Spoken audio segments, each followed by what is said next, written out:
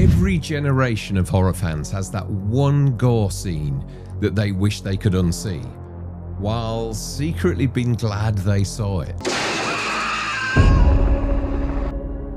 Hey folks, my name's Darren, welcome back to Only Sounds. Now when people talk about gore in horror, they usually jump straight to exploding heads, chainsaws, intestines, and people being torn apart. But for me, my first real experience with gore was actually something much quieter and honestly probably more disturbing because of it. Back in the early 80s, I'd already seen Halloween, which despite its reputation is actually pretty restrained as a horror film when it comes to blood and violence.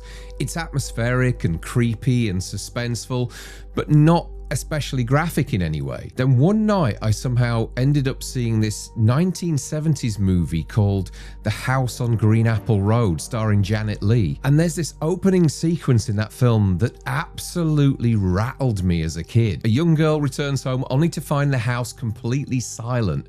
Her mother's missing and there's blood absolutely everywhere. Furniture's overturned, there's signs of a struggle, and this horrible sense that something terrible has happened. And even though you don't really see explicit violence or anything, your imagination fills in the blanks. And I think that was probably the first time I realised horror could leave you genuinely unsettled through the aftermath of violence rather than the violence itself. But then, as usually happens when you start poking around in horror, things escalate pretty quickly. Because throughout the late 70s and 80s, horror filmmakers seemed to enter this sort of unspoken competition to see who could shock audiences the most.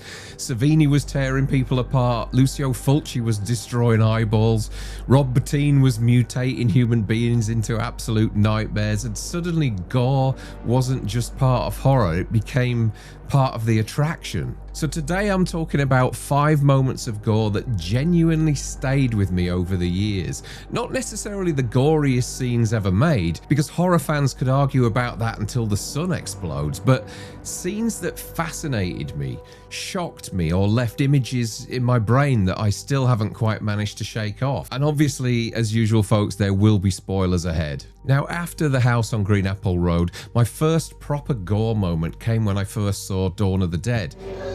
Shoot it, man. Shoot it in the head. Now, here in the UK, we were dealing with a heavily cut version at the time, so a lot of the really extreme material had either been trimmed down or completely removed. But even though cuts were there was one sequence that absolutely got under my skin.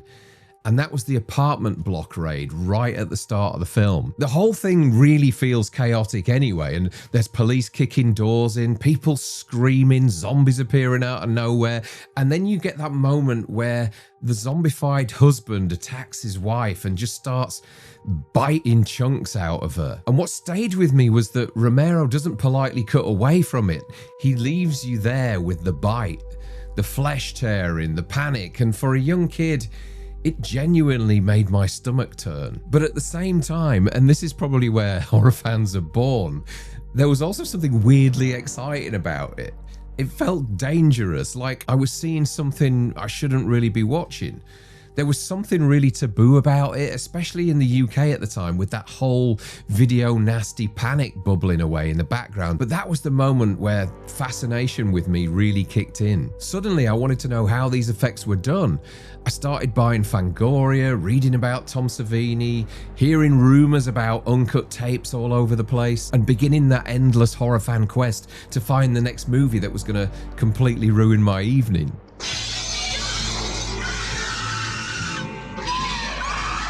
Next up is The Beyond, and this was one of those films that felt almost mythical during the 80s. I didn't see a pristine copy either. This was one of those 5th generation battered VHS tapes where the tracking lines were rolling up the screen, which somehow made the whole thing feel even nastier. And towards the end of the film, there's a sequence in a hospital where Jill has transformed into one of Fulci's zombies and attacks Lisa. Dr. McCabe then shoots her in the head, and honestly, as a kid, this effect looked absolutely real to me. Like, not movie real, but fucking actually real.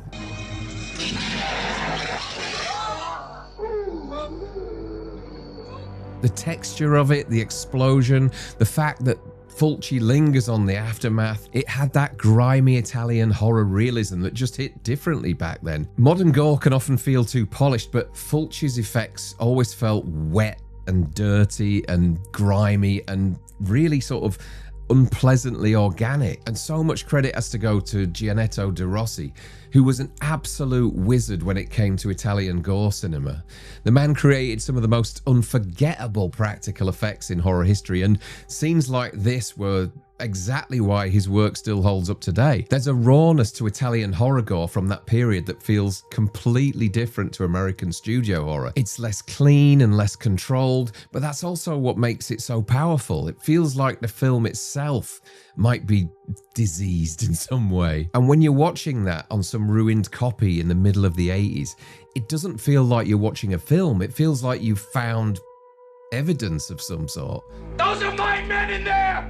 Next, we're back with Romero again, and this time it's Day of the Dead. Remarkably, this one escaped the UK censors relatively intact, apart from the bizarre removal of a finger bite scene, which honestly feels hilarious when you consider what they left in afterwards. Because Rhodes's death is still one of the greatest gore sequences ever put on film, I think. And unlike some of the earlier scenes, this one isn't really here because it traumatized me or left me unsettled. This scene fascinated me because it felt like watching a special effects artist operating at the absolute peak of his powers. Up until that point, I'd only really seen anything remotely similar in Damien Omen 2, with that brief moment during the elevator sequence, but this was something else entirely. The zombies grab Rhodes and literally begin tearing him apart while he's still alive. And the thing that makes the sequence so astonishing is that Romero and Savini just don't cut away from it at all. They stay right there. You're watching the body split apart, organs stretching, blood pouring everywhere, and Rhodes screaming as his voice moves in pitch while his torso is literally being ripped open. Even now, it's still jaw-dropping effects work. There's no frantic editing around it whatsoever, trying to hide the illusion. No CGI, obviously. No nonsense whatsoever. Just pure confidence from Savini, basically saying, go on then, take a look at this. Take a look at what I can do. And honestly, that's why I love this scene so much. It's not just gore. It's craftsmanship. Every effect has weight, texture and time into it. And by this point, Savini had gone beyond being the gore guy. He was sort of almost horror royalty.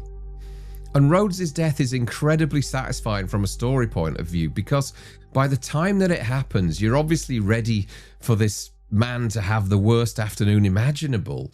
The film gives you this horrible character which winds you up for most of the running time and then finally lets the undead loose to sort of do the audience a favor. It is absolutely grotesque, but it's like weirdly triumphant as well as an audience member and for the crew on the set, which is probably the only time you can describe someone being torn in half as crowd pleasing, but that was how it was.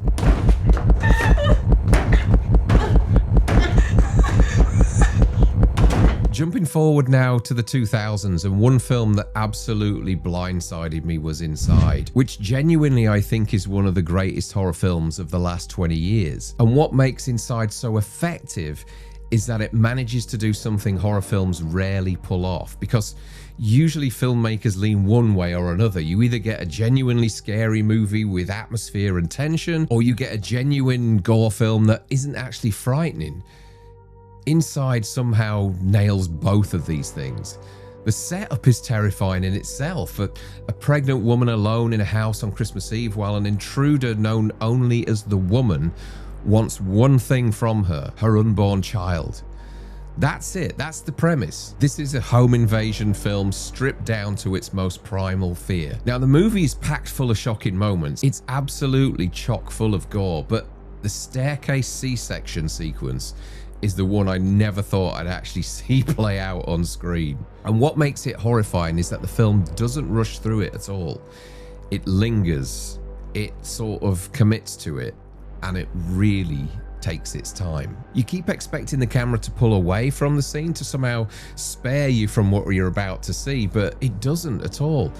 the brutality of it becomes almost unbearable because the filmmakers force you to sit there and endure every second of what you're seeing. It's really devastating, graphic, and genuinely upsetting, but also weirdly artistic in the way that it's executed. And that's probably why it stayed with me for so long. I had this feeling that this wasn't just splatter cinema anymore.